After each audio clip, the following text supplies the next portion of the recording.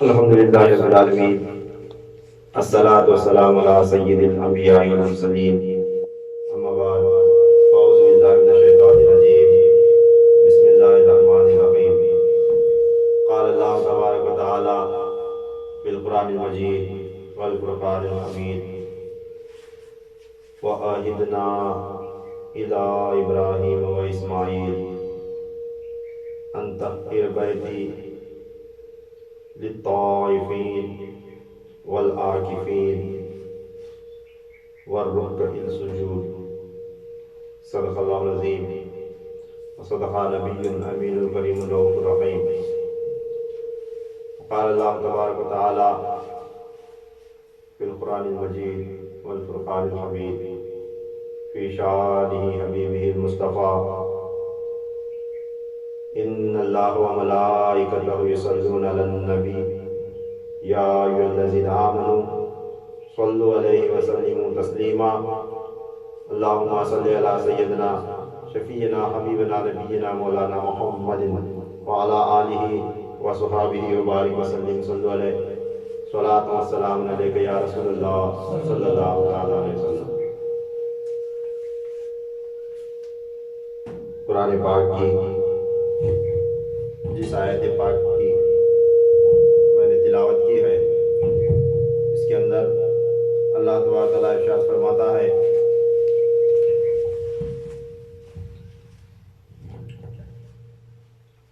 اور ہم نے ابراہیم اور اسماعیل علیہ السلام کو تاکید فرمائی کہ میرے گھر کو طواف کرنے والوں اور اعتکاف کرنے والوں اور رکوع و سجود کرنے والوں کے لیے پاک صاف کر دو۔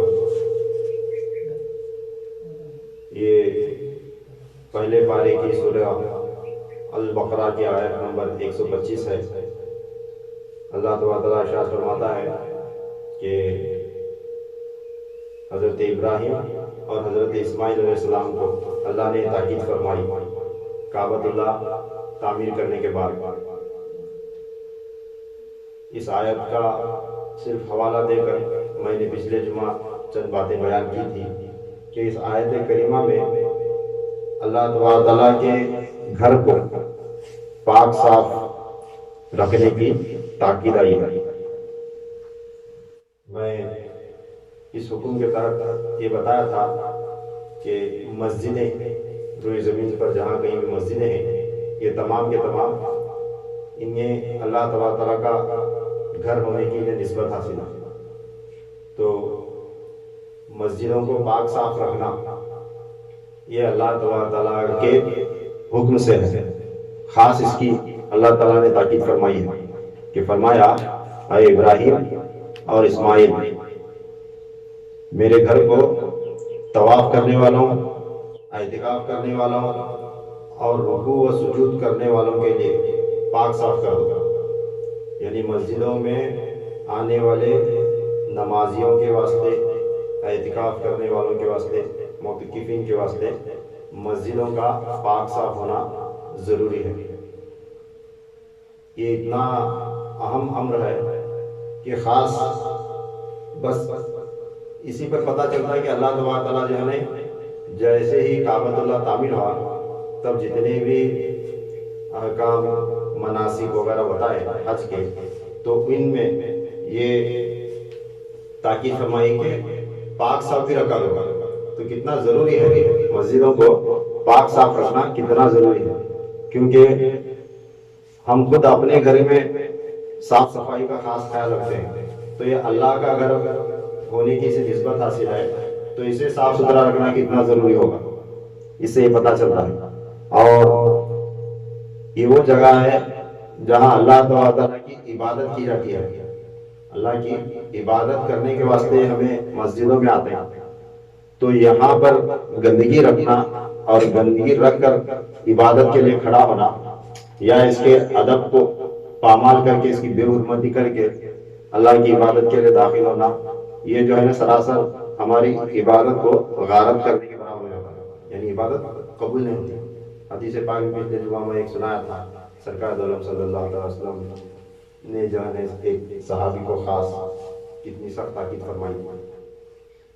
تو جب مسجد کو پاک صاف ستھرا رکھنے کی جب بات آتی ہے تو اس میں سب سے پہلے ذمہ دار جو ہے کمیٹی والے یعنی منتظمین جو اس کی حفاظت کا ذمہ لیے ہوئے ان کے ذمہ سب سے پہلے یہ ہوتا ہے کہ وہ زیادہ دھیان دینا.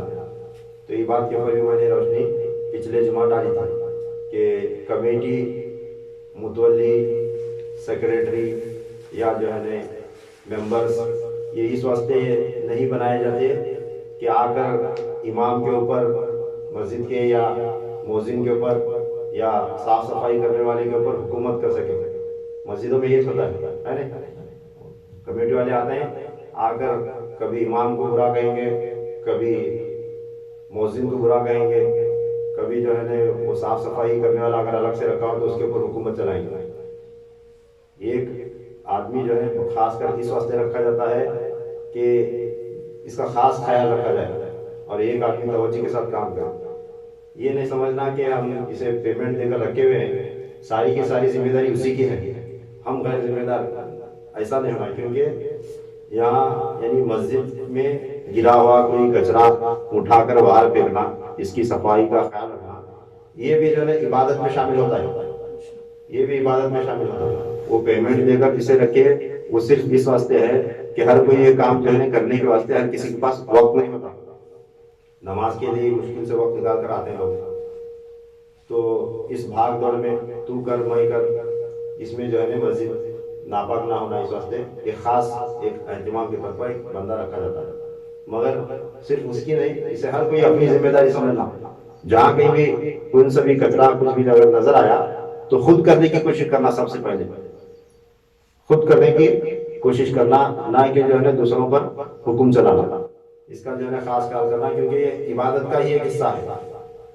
قرآن کا حکم ہے, اللہ تعالیٰ قرآن میں فرمایا نہیں میرے گھر کو اے ابراہیم اور اسماعیل. دیکھیں ابراہیم اور اسماعیل علیہ نبی علیہ السلام دونوں مل کر کعبۃ اللہ بنائے, اللہ کا گھر بنائے.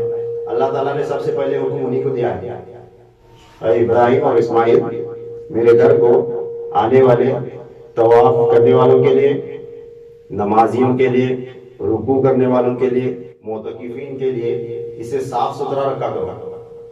تو جو ذمہ دار ہے جس نے بنایا اس کی خاص ذمہ داری ہے کہ نہیں. تو ہم سب لوگ مل کر یہ مسجد بنائے تو اسے صاف ستھرا رکھنے کی سب سے پہلے ذمہ داری ہم پر آتی ہے. تو جو بھی باہر سے کمانا کیا, باہر سے اطراف اپناف سے جو بھی بندہ ہے نماز کے لیے آتا ہے تو آنے کے بعد اس کا دل خوش ہونا مسجد دیکھ کر, سبحان اللہ کتنی صاف ستھری مسجد ہے, کتنا اچھا مینٹیننس کیا ہے, اچھا مینٹیننس کرے ہے نا, مینٹیننس اس کا اچھا ہے, اس کا صفائی کا خیال ہے, ہر چیز میں صفائی کا خیال رکھنا. تو اس واسطے فرمایا گیا کہ پاکی جو ہے نصف ایمان ہے, ایمان کا آدھا حصہ پاکیزگی. تو پھر اسی مضمون کو جو ہے آگے بڑھاتا ہوں. تو چند نقطے رہ گئے تھے کہ مسجد کے آداب میں جب نماز پڑھنے کے واسطے جب مسجد میں داخل ہوتے ہیں تو میں بتایا تھا کہ مسجد میں سیدھا پیر رکھ کر داخل ہونا, دعا پڑھ کر داخل ہونا, اور مسجد میں آنے کے ساتھ جو ہے بیٹھنا, بیٹھ کر دعا پڑھنا, دعا پڑھنے کے بعد سب سے پہلے حضور صلی اللہ تعالیٰ علیہ وسلم پر درود و سلام پڑھنا, الصلاۃ والسلام علیک یا رسول اللہ صلی اللہ علیہ وسلم, یہ پڑھنا. پڑھنے کے بعد اس کے بعد جو ہے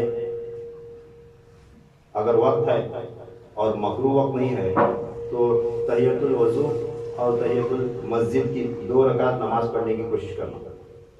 اس نماز کی اتنی برکت ہے, تحیۃ الوضو کی جو 2 رکعت نماز ادا کی جاتی ہے, اس کی برکت حضور صلی اللہ تعالیٰ علیہ وسلم نے خود ارشاد فرمایا ہے کہ فرماتے ہیں آپ صلی اللہ علیہ وسلم نے, جس نے مسجد میں داخل ہو کر تازہ وضو کر کے 2 رکعت نماز دل سے ظاہر و باطن سے متوجہ ہو کر, دل سے ظاہر و باطن سے متوجہ ہو کر جس نے 2 رکعت نماز ادا کی, اس پر جنت واجب ہو گئی. کیا ہوا, اس پر جنت واجب ہو گئی. تو تحیۃ الوضو کی نماز کی اتنی برکت ہے. مسجد میں داخل ہوئے اگر مکروہ وقت نہیں تو یہ نماز ادا کرنے کی کوشش کرنا. اور فقہا فرماتے ہیں کہ تحیت المسجد کی بھی جو ہے نا نماز کی ایسی برکت ہے. اور پھر فرمایا گیا کہ اگر وقت نہیں ہے، وقت بالکل نہیں ہے، یا صبح کے وقت داخل ہوئے یا ظہر کے وقت داخل ہوئے پہلی نماز کے لیے، جب بھی مسجد میں داخل ہوتے ہیں تو اس وقت ایک مرتبہ تحیت المسجد کی نماز پڑھ لی تو وہ ادا ہو گئی. اور یہ بھی فرمایا گیا، فقہاء کرام فرماتے ہیں کہ اگر وقت نہیں ہے، جماعت کا وقت ہو رہا ہے، صرف سنت کے لیے وقت رہ گیا ہے، تو سنت کے دوران سنت کی نیت کے ساتھ تحیت الوضو اور تحیت المسجد کی نیت کے ساتھ اگر سنت کی نیت کر لی تو تب یہ نماز ہو جاتی ہے. اس طرح فقہاء کرام فرماتے ہیں. یعنی یہ ثواب حاصل کرنے سے جو ہے محروم نہیں ہونا، اس واسطے یہ فرمایا گیا. پھر اس کے بعد جب نماز میں داخل ہوتے ہیں تو نماز میں کھڑے ہونے کے آداب ہیں. ایسا نہیں کھڑے ہونا کہ پیر پھیلا کر کھڑے ہو گئے. اور نماز کے لیے جب کھڑے ہوتے ہیں تو تصور کرنا کہ میں اللہ تعالیٰ کی بارگاہ میں کھڑا ہوا ہوں، اللہ کی عبادت کے لیے اللہ کی بارگاہ میں حاضر ہو رہا ہوں. نیت کرتے ہیں میں ہر غیر سے کٹ کر اللہ تیری طرف متوجہ ہوتا ہوں، تیری بارگاہ میں حاضر ہوتا ہوں. تو خیال کرنا کہ میں اللہ تعالیٰ کی بارگاہ میں حاضر ہو رہا ہوں. تو ایک بار رکعت بندے تو کوشش کرنا کہ بار بار ادھر کو جائے ادھر کو جائے، ایک بار ہاتھ چھوڑے ایک بار اٹھائے. لوگ عجیب عجیب حرکتیں کرتے ہیں نماز میں، اس کا ادب نہیں رہتا. نماز کا جو ہے ادب نہیں رہتا، توجہ نہیں رہتی، توجہ پوری اپنے بدن کے اوپر رہتی. شاید کبھی ادھر کھجایا کبھی ادھر کھجایا، کبھی ایسا کیا کبھی ایسا کیا، عجیب عجیب حرکتیں کرتے رہتے ہیں. کبھی ادھر دیکھتے ہیں کبھی ادھر دیکھتے ہیں. یہ پورے یہ بے حرمتی مذاق ہے، یہ نماز نہیں، عبادت نہیں ہے. کیونکہ جب تک ظاہر و باطن کی توجہ نہیں جمتی تب تک نماز ہوتی نہیں. اس واسطے صوفیاء کرام فرماتے ہیں کہ نماز جو ہے دل سے ادا ہونا، صرف ہمارے بدن کا ظاہری ایکسرسائز نہیں ہونا، ہماری پوری توجہ رہنا اس کے اوپر. تو یہ خیال رکھنا. اور نماز میں رکوع و سجود کے وقت گھٹنے یعنی پاؤں یا ہاتھ یا پیشانی پٹکنا نہیں. اس کا مطلب یہ ہے کہ مسجد میں کون سی بھی چیز، حتیٰ کہ نماز میں بھی پٹکنا نہیں. کون سی چیز ہمیں رکھ رہے ہیں تو آہستہ سے رکھنے کی کوشش کرنا. کون سی بھی چیز جو ہے مسجد میں پٹکا پٹکی نہیں کرنا، اٹھا کر یہاں سے پھینکے ادھر پھینکے، اس سے مسجد کی بے حرمتی ہوتی ہے. پٹکنا نہیں، کون سی چیز پھینکنا نہیں. پھر اس کے بعد کھانے پینے کے حوالے سے میں بیان کیا تھا پچھلے جمعہ. جو لوگ پچھلے جمعہ کا بیان نہیں سنے، حاضر نہیں تھے، وہ یوٹیوب پر اپلوڈ کیا ہوا ہے، موجود ہے، وہ سنو کہ کتنی جو ہے اس کی اہمیت ہے ان چیزوں کی. اگر اس کی طرف ہمیں متوجہ نہیں ہوئے تو ہماری نماز ہی نہیں ہوتی، مسجد میں آنا جانا سب بیکار. الٹا جو ہے ہمیں گناہ میں مبتلا ہو کر باہر نکلے سکتے، کیونکہ اللہ کے گھر میں حاضر ہو گئے. تو اس کے بہت آداب ہیں. کھانے پینے کے حوالے سے بیان کیا تھا میں نے، وہ تفصیل میں نہیں جاتا. صرف ایک بات اس میں بتانا رہ گئی تھی کہ رمضان کے مبارک اس مہینے میں کھانے پینے کا جو ہے زیادہ اہتمام مسجدوں میں ہوتا ہے. تو کوشش کرنا کہ مسجد کے باہر والے حصے میں ثانی مسجد میں ہوئے. اگر جگہ ہے نہیں تو تب خاص بڑی توجہ اور اہتمام کے ساتھ جو ہے اس کا اہتمام کرنا، اس کی طرف دھیان رکھنا کہ مسجد کی بے حرمتی نہ ہو. پھر اس کے بعد مسجد کی جو ہے اشیاء استعمال کرنا، یہ صرف نماز کے حد تک نمازیوں کے واسطے رہتا ہے. چاہے جو ہے فین ہے یا اے سی ہے یا جو ہے وہ ٹاول لگا ہے یا دوسری کوئی سی بھی چیز رکھی ہوئی ہے، پانی یا بجلی خاص کر کے غیر ضروری استعمال نہیں کرنا. غیر ضروری مسجد کی چیز ہے کہ اللہ کے گھر میں اس کی عبادت کے واسطے جو بندہ حاضر ہو رہا ہے اس کے واسطے خاص کر یہ چیزیں مسجدوں میں اس واسطے ان کا اہتمام ہوتا ہے تاکہ مسافرین اس کا فائدہ اٹھا سکیں. کوئی مسافر ہے باہر سے آیا ہوا ہے تو اس کے واسطے استنجا خانے کا جو ہے اہتمام ہے، یا جو ہے غسل خانے کا ہے، یا جو ہے یہ بجلی کا ہے، پانی کا ہے، دوسری ٹاول لگے ہوئے ہیں. یہ ساری چیزیں جو ہے مسافر کے واسطے اہتمام کر سکتے. مسافر کوئی اگر آیا تو اسے کون سی بھی پریشانی نہیں ہونا، اس وقت اس کا اہتمام کیا جاتا ہے. تو ہم کیا کرنا، جتنا ہو سکے گھر سے ہی فارغ ہو کر گھر سے ہی وضو وغیرہ بنا کر آنے کی کوشش کرنا. جتنا مسجد کا سامان اشیاء مسجد کے کم استعمال کرتے ہیں اتنا بہتر ہے. پھر جب اذان ہوتی تو اس وقت مسجدوں میں جو ہے نا ادب سے قبلہ رخ ہو کر بیٹھنے کی کوشش کرنا، لوگ بیکار میں بھاگ دور کرتے ہیں. اور جب بھی درود شریف کی آیت پڑھی جاتی ہے یا فاتحہ پڑھی جاتی ہے یا جو ہے دعا کی جاتی ہے تو اس وقت پیچھے بیٹھے خلے کیا کرنا، مجلس میں جو حاضر ہیں فاتحہ چاہے مسجد میں ہو چاہے باہر ہو، بلند آواز سے سورہ فاتحہ اور معوذتین بلند آواز سے پڑھنے کی کوشش کرنا. کئی مرتبہ ثانی دعا میں اور فرض نماز کے بعد جو دعا ہوتی ہے تو اس وقت لوگ جو ہے نا آمین بولنے کے بھی مہنگے رہتے ہیں، آمین بولنا بھی نصیب نہ ہوتا، یعنی ہماری توجہ نہیں رہتی. کینے بولتے بولو توجہ نہیں رہتی، کون ایسا بیٹھے گا کون ایسا کرے گا، کب نماز ختم ہوتی ہے کب دعا ختم ہوتی ہے، کب ہمارا دھیان مسجد میں گھسے اندر داخل ہوئے باہر نکلنے تک پورا باہر کا ہی خیال ہوتا ہے. مجبوری کو ناعلاج کر مسجد میں آتا ہی، مگر کب بیان ختم ہوتا ہے کب نماز ختم ہوتی، کتنی دعا شارٹ ہوتی، کتنا سلام شارٹ ہوتا ہے، کب نکلنا اسی تبدو میں رہتے ہیں، وہی حرارت رہتی. اس واسطے نہ درود شریف کی آیت تلاوت ہوئی تو اس کی طرف توجہ نہیں رہتی، خاموش پڑھتے لوگ، درود شریف پڑھتے نہیں نصیب اتنا ہوتا. تو یاد رکھو اگر حضور صلی اللہ تعالیٰ علیہ وسلم کا نام آیا اور درود شریف جو بندہ نہیں پڑھا تو اللہ کے فرشتے اس پر لعنت بھیجتے ہیں، اللہ کے فرشتے اس پر لعنت بھیجتے ہیں. جب کوئی بندہ درود پڑھتا ہے تو اس کے واسطے فرشتے دعا کرتے ہیں کہ اللہ تیرے حبیب کا نام سن کر یہ بندہ درود پڑھا ہے، اللہ اس کی بخشش مغفرت کرنا. تو فرشتوں کی دعا اللہ تعالیٰ قبول فرماتا ہے. تو کوشش کرنا کہ بلند آواز سے جب بھی فاتحہ ہوتی ہے اور درود شریف کی یہ خود بخود کا ہوتا ہے، ہماری توجہ امام کی طرف، اس کے پڑھنے کی طرف، اس کے بولنے کی طرف رہے نہیں تو خود بخود ہو جاتا ہے. سورہ فاتحہ پڑھتے وقت نماز کے اندر جیسا ہی غیر المغضوب علیہم الضالین کا اگر توجہ سے ہم سن رہے تو خود بخود ہماری زبان سے آمین کی آواز نکل جاتی ہے. پھر ایکسٹرا ہمیں توجہ دینے کی ضرورت نہیں. ہماری توجہ نہیں رہتی کدھر بھی خیال رہا تو اس سے ذہن نہیں جاتا. تو باقی اوقات میں جو ہے ثانی دعا کے وقت فرض نماز کی بعد کی جو دعا ہے اس وقت، پھر فاتحہ کے وقت بھی جو ہے اس کا خیال رکھنا، توجہ ہماری حاضر رہنا. اگر کیا ہوتا ہے بلند آواز سے اگر یہ بھی بندہ سن رہا ہے اس کی توجہ ہے تو بلند آواز سے آمین آمین ہوتا یا سورہ فاتحہ کی تلاوت کیا درود شریف کی تلاوت کیا تو اس کی آواز جب بلند ہوتی نہیں وہ سن کر تو بازو والا ہوش میں آتا ہے، کم سے کم وہ سن کر کے تو بازو والا ہوش میں آتا ہے. اس واسطے بلند آواز سے اور اچھے انداز میں جب سورہ فاتحہ پڑھتے ہیں، سورہ فاتحہ پڑھتے ہیں، معوذتین پڑھتے ہیں الفاتحہ کہنے کے بعد تو اس وقت جو ہے امام کے ساتھ ساتھ یا آزو بازو والے کے ساتھ ساتھ ایک آواز میں ایک لے پر ایک دھن میں پڑھنے کی کوشش کریں.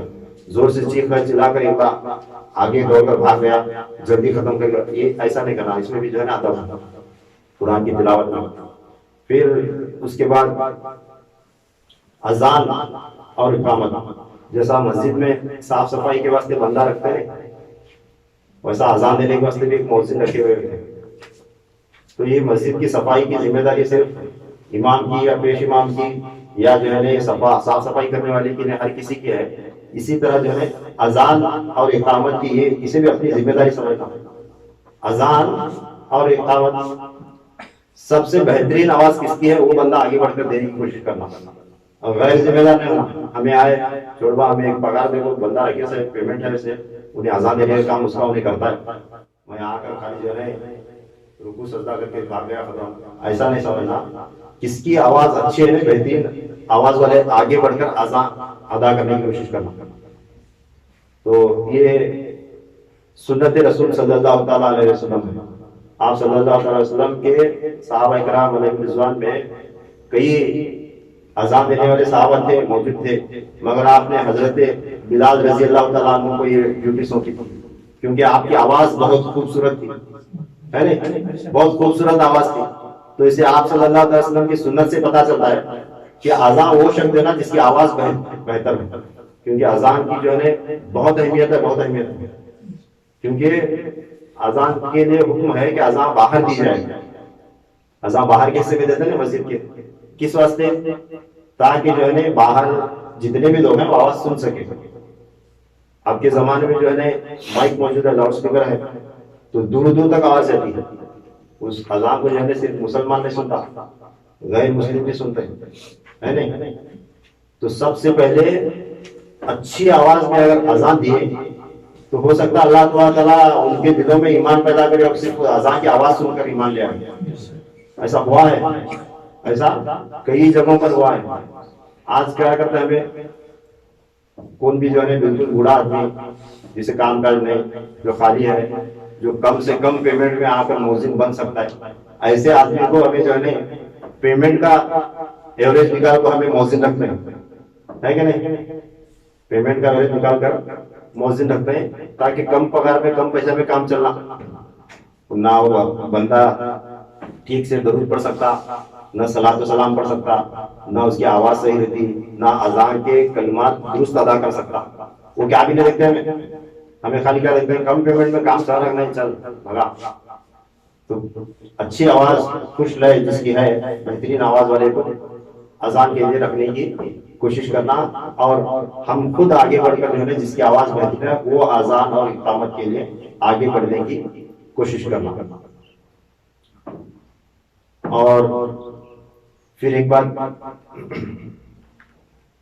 مسجد کے اندر جو بھی چاہے امام ہے یا مؤذن ہے, ان کی جو ہے سب سے پہلے خدمت کا خاص خیال رکھنا. میں سوچتے بے دھڑکی سوچتے بول رہا ہوں کیونکہ میں مسجد کا فکس امام نہیں ہوں, کیونکہ میں بیان اپلوڈ کرنے والا یہ میسج جاتا ہے, یہ بھی اپنے واسطے بھی بیان کریں, اس میں ایسا نہیں ہونا لوگوں کے اوپر ظلم میں ایسا نہیں ہونا. میں فکس امام مسجد کا نہیں ہوں. جو بھی جس بھی مسجد میں جب بھی چاہے اسی مسجد میں فکس جب پیمنٹ دے کر جب امام رکھتے ہیں, پیش امام یا جو ہے مؤذن ہے, تو ان کی خدمت کا جو ہے ہر کوئی خیال رکھنا. صرف ان کو جو ہے ایک پیمنٹ دے کر رکھے تو مسجد والے کمیٹی والے پیمنٹ دے رہے ہیں ہمیں غیر ذمہ دار ایسا نہیں سنا. کبھی کبھی جو ہے ان سے ملاقات کرنا, ان کی جو ہے ضرورت کو پوچھنا. آج جو ہے ایک وقت تھا, ایک زمانہ تھا, امام وہ مانا بادشاہ تھا. امام بولے تو کیا بولو, بادشاہ کے معنی ہوتا تھا. انہیں مسجد کے ممبر سے جو اعلان کیا وہ فائنل, ہر کوئی جو ہے مقتدی یا اس مسجد سے وابستہ یا مسلمان اسے جو ہے ماننے کا پابند ہوا کرتا تھا. آج کے زمانے میں امام بولے تو کیا ہمارے مسجد کا ایک نوکر ہو بیٹا, اسے عزت ہی سنے. میں باتیں کیا بولوں, میں امام نہیں ہوں, فکس امام نہیں ہوں, میں صرف جمعہ کا بیان کر دو جب وقت بلائے. اب تمہیں معلوم ہے نہ میں فکس امام ہوں, نہ مجھے کسی نے پیمنٹ دے کر رکھا ہوا ہے. مگر جہاں پر لوگ رکھے جاتے ہیں اس واسطے, ان کے واسطے بتانا. امام بولے تو کیا ہوا آج کے زمانے میں ہمارے مسجد کا ایک نوکر رہے سال ہے, اسے ایک بار آ کر اس کے اوپر متولی حکم چلاتا ہے, ایک بار آ کر سیکرٹری حکم چلاتا ہے, ایک بار آ کر جو ہے کوئی ممبروں میں سے ممبر اٹھ کر کیا جی تم نے یہ کرنے والے کیا, وہ کرنے والے کیا, جمعہ کا وقت یہ کیا, عذاب بھی کیا, یہ کیا. یہ جو ہے ساری چیزیں کرنے سے بہتر ہے خود ذمہ داری کے ساتھ آگے بڑھ کر پیار محبت کے ساتھ کرنے کی کوشش کرنا. اور مسجد سے باہر نکلنے کے بعد امام کی جو ہے نکتہ چینی کرنا یا اس کی غیبت کرنا, یہ سب سے خطرناک عمل. نماز ادا کرے, ایک امام کے پیچھے نماز ادا کرے, نماز ادا کرنے کے بعد مسجد سے باہر نکلے, باہر نکل کر جو ہے یہ وہ پیش امام ایسا کرتا ہے ویسا کرتا ہے, وہ کرتا ہے ایسا کرتا ہے, بچہ پڑھا نہیں, یہ کرے, ان کی غیبت نکتہ چینی کرے تو تمہاری نماز غلط ہونا, نماز ختم. تمہیں مسجد میں آئے سو بھی بیکار, نماز پڑھے سو بھی بیکار. جس امام کے پیچھے نماز ادا کر رہے کبھی بھی بھول کر بھی اس کی غیبت کرنے کی کوشش نہیں کرنا, اس کی برائی کرنے کی کوشش نہیں کرنا. جیسا نماز کا ادب ہے اس کا بھی ادب کرنا, کیونکہ ہماری نماز اس کے حوالے کر کے ٹھہرے رہتا ہے. تابع اس امام کے ہوتے ہیں, ہماری عبادت ہماری نماز اس امام کے تابع کر کر کھڑے ہو گئے. نماز پڑھ لی, باہر جا کر اسی امام کی غیبت کی تو کیا بچا, ختم. نماز بھی گئی, ثواب بھی گیا, نماز پڑھنا بھی گیا. تو اس چیز کا خیال رکھنا. پھر مسجد کی جو ہے خدمات میں سے ایک چیز یہ ہے کہ مسجد کا جو بھی چندہ طے کر رہتے ہیں, مسجد کے جو ہے مینٹیننس کے واسطے امام کے پیش امام کے جو بھی بجلی کا پانی کا اگر جو خرچہ تھا اس کے واسطے جو بھی رقم طے کرے رہتے ہیں وہ کمیٹی والے مانگنے سے پہلے لا کر پہنچانے کی کوشش کرنا. آج کل جو ہے اس کے واسطے اسپیشل الگ اس کے واسطے بھی بندہ رکھتا ہے, اس میں سے اسے کمیشن. ہمیں چندہ جو ہے مسجد کے واسطے دیتے ہیں, مگر مجبوری کے تحت لوگ جو ہے منگنے سے پہلے لا کو نہیں دیتے بابو کو, कमेटी वाले क्या करते हैं, बंदे को रखते हैं, उसे पेमेंट देना, वो पैसों में से उसे जो है ना निकाल कर कमीशन देना परसेंटेज के ऊपर या फिक्स पेमेंट के ऊपर, जैसा भी है। तो ये चीज हमारे साथ करना, क्योंकि हमने नई मस्जिद बनाई, इस वास्ते मैं ये बातें बता रहा हूँ। मस्जिद को चलाना कैसा, मेंटेन कैसा करना, ये बहुत जरूरी बातें हैं। ये नमाज तुम्हें मस्जिद में आकर 2 रकात कम पढ़ो चलेगा, मगर जो है ना ये चीजों का ख्याल नहीं रखे तो हमें नमाज 100 रकात ज्यादा पढ़े तो भी क्या फायदा नहीं होगा। तो मस्जिद का जो चंदा है ये अल्लाह के घर के हिफाजत के वास्ते, इसे चलाने के वास्ते, इसके मेंटेनेंस के लिए हमें जो दे रहे हैं, माहाना दे रहे हैं, हफ्ते में दे रहे हैं, जैसा भी दे रहे हैं, तो मंगने से पहले देना। मस्जिद के कमेटी वाले हमारे घर तक आने की जरूरत नहीं पड़ना, इसका ख्याल रखना हर कोई। देखो सिवाय मुसलमान के कौन से भी कौम जो है चंदा मांगने फिरती नहीं रोज उनको, यह बड़ी अफसोस की बात है। हर रोज उनको जो है उन्हें आना अल्लाह के नाम पे, नहीं वो अल्लाह के नाम पे, अल्लाह सारी दुनिया को पालने वाला अल्लाह, उसके ऊपर तवक्कुल रखना, उसके घर के वास्ते हमें दर दर दर दर मांगते फिरना, ये मुनासिब है, अच्छी बात है। लोग जो है जिन लोगों ने रखा है वो उनकी मजबूरी है, लोग देते नहीं, इस वास्ते रखे। और एक बार खास कर ये मस्जिद की कमेटी मुंतजिमिन जो है उनके वास्ते, मस्जिद के हमारे मस्जिद को कनेक्ट जितने घर है, समझो 60 है, 70 है, 100 है, जितने भी है, और जो भी चंदा आता है आने के बाद में ये मस्जिद से वाबस्ता जितने घर होते हैं वो सिर्फ चंदा इकट्ठा करने के वास्ते नहीं होते। हमारे मस्जिद को जितने भी घर है हमें उनके पास बाकायदा महीने में 100 दे, 50 दे, 200 दे, 500 दे, जब जैसा जैसा पैसे लिए जमा लेने के बाद बराबर लोग पैसे देते गए। वो 4-5 लाख रुपए रकम जम गई तो उसके बाद मस्जिद में झगड़े शुरू होते हैं। एक पार्टी मतलब खड़ी होती कि ये कमेटी वाले पैसे खा रहे हैं, बरस में इतना चंदा जम रहा है तो क्या कर रहे हैं। फिर उनके अपोजिट में जो है ना एक कमेटी बनती, ऐसा 2 या 3 कमेटी होती, 3-3 साल को झगड़े शुरू। हमें हिसाब सही दे, इतना खर्च करे इतना बचा, पहले वाले क्या भी नहीं बचाते हमें बचाए, यही ना ऐसे झगड़े मस्जिदों में। तो ये अल्लाह के घर के, इसकी हिफाजत के, इसकी मेंटेनेंस के, इसके चलाने के वास्ते जितना खर्च है उतना खर्च का हिसाब लगाकर क्या करना है कि जो इस्लामी तरीका होता है मस्जिद को चलाने का, जितने हमारे मस्जिद को जुड़े हुए घर हैं वो हमारे फैमिली मेंबर जैसा, क्या बोला, हमारे घर के हमारे फैमिली मेंबर्स जैसा, हमारे मस्जिद को जितने घर जुड़े हुए हैं उनके घरों की तरफ हमें ख्याल रखना, खासकर कमेटी वाले। अब समझो 4-5 लाख रुपए जमा हुई, चंदा इकट्ठा करा, इसमें जो है लाखों पति भी रहता है, करोड़पति भी रहता है, गरीब से गरीब आदमी भी रहता है। 50 रुपए चंदा देने की भी किसकी हैसियत नहीं थी, ऐसा घर भी रहता है। उनके घर में बच्चे हैं, बच्चियां हैं, गैर शादीशुदा है, या कोई बीमार आदमी है, या कोई बेवा औरत है, इसका ख्याल मस्जिद के कम्युनिटी वालों की जिम्मेदारी रहती है, उनका ख्याल रखना। मस्जिद बोले क्या है, अल्लाह का घर, इसे इकट्ठा पैसा इकट्ठा करना जो है, इसे जमाने में इसे बैतुल माल कहा जाता था और इसे जमा करके रखा जाता था। हजरत उमर फारूक आजम रजी अल्लाह तआला अन्हु फरमाते हैं कि मेरी हुकूमत में, मेरे अहद हुकूमत में, मेरे खिलाफत के दौरान, मेरे दौरान खिलाफत में अगर दरियाए नील के बाजू में एक बकरी का बच्चा भी भूखा रहा तो उसका जिम्मेदार उमर होगा। क्या बोले, मेरे दौरान खिलाफत में, मेरे खिलाफत के अय्याम के दौरान अगर एक बकरी का बच्चा भी भूखा आया तो उसका जिम्मेदार उमर होगा। ये कहकर हजरत उमर रजी अल्लाह तआला अन्हु जो है रात में अंधेरे पे जो है घुमा करते थे गलियों में और देखते थे कि कौन भूखा है, कौन प्यासा है, किसे काम है, किसे क्या जरूरत है। देखकर बैतुल माल में से नहीं, जो चंदा इकट्ठा करके जमा रहते हैं तो पैसे वो ले जाकर जो है ना उसे देखा देता, लेवा तेरी रोजी रोटी दुरुस्त कर ले, तेरे बच्चे की शादी कर, तेरा चूल्हा जला। तो क्या पता चला, तो हमारे मस्जिद से जो घर कनेक्ट है उसकी हर तरह से हमें ख्याल रखना। कोई बीमार है, मर रहा है, तो हमें जो है लाखों के पैसे जमा हो जो है अल्लाह के नाम पर वसूल करते गए, जमाते गए, मस्जिद ऊपर ऊपर ऊपर बढ़ाते गए, इसे आरास्ता करते गए, सजाते गए, संवारते गए, तो कुछ फायदा नहीं, कुछ फायदा नहीं। ऐसे मस्जिदों में इबादत कबूल होती ही नहीं। ये कयामत की निशानियों में से एक निशानी है।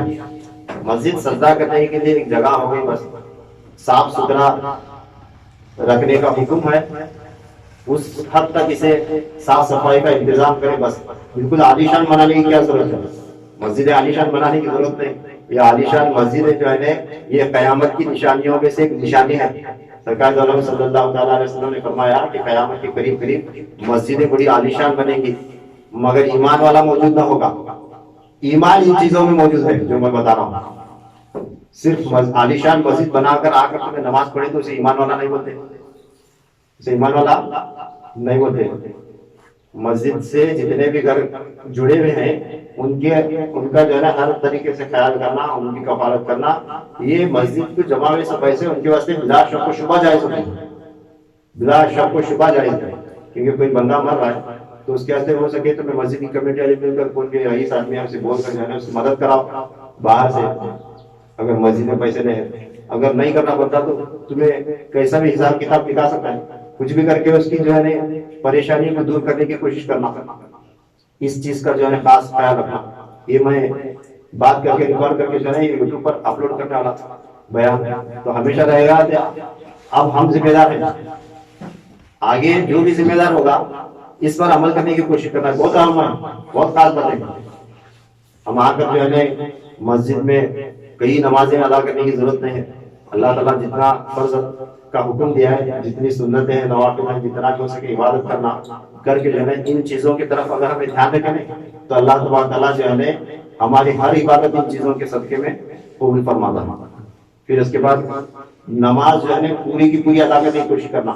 ہمیں کیا کرتے ہیں، مسجد میں آئے کام پر سے آئے رہتے ہیں یا تو کچھ کام رکھ کے آئے رہتے ہیں، جتنا جلدی ہو سکے مسجد میں سے باہر نکلنے کی کوشش کرتے ہیں۔ جمعہ کی نماز کے وقت سب سے آخر میں آئے، 2 رکعت نماز فرض پڑھے کہ نکلے نہ، ایسا نہیں کرنا۔ پوری نماز ادا کرنے کی کوشش کرنا، سنت نوافل پورے ادا ہونے تک مسجد سے باہر نہیں نکلنا، یہاں تک کہ ثانی دعا ہونا اور سلام جب تک نہیں ہوتا تب تک مسجد میں سے باہر نہیں نکلنا، کیونکہ عبادت کی قبولیت کا پورا راز صلاۃ و سلام میں ہے، درود و سلام میں ہے۔ ہماری نماز جو ہے قبول بھی نہ بھی مگر درود و سلام کبھی بھی رد نہیں ہوتا، اس واسطے آخر میں سلام پڑھ کر کے مسجد سے باہر نکلا جاتا ہے، کیونکہ ہماری جتنی بھی عبادت تھی مسجد میں آئے بیٹھے باہر نکلے جتنی بھی نماز پڑھے وہ ساری کی ساری قبول ہوتی ہے سلام کے بدولت، سمجھے؟ درود و سلام کی بدولت ہماری نماز عبادت قبول ہوتی ہے۔ وہ چھوڑ کر تمہیں بھاگ کو آئے، 2 رکعت فرض پڑھے، نہ سنت نہ نفل نہ ثانی دعا میں نہ فاتحہ میں نہ سلام میں بھاگ کر چلے گئے تو وہ نماز پڑھنا تمہارا بیکار، آنا ہی بیکار۔ اس کا خیال رکھنا۔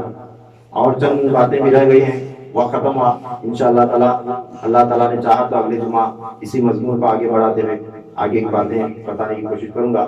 اللہ تعالیٰ ہمیں ان باتوں پر عمل کرنے کی توفیق نصیب عطا فرمائے۔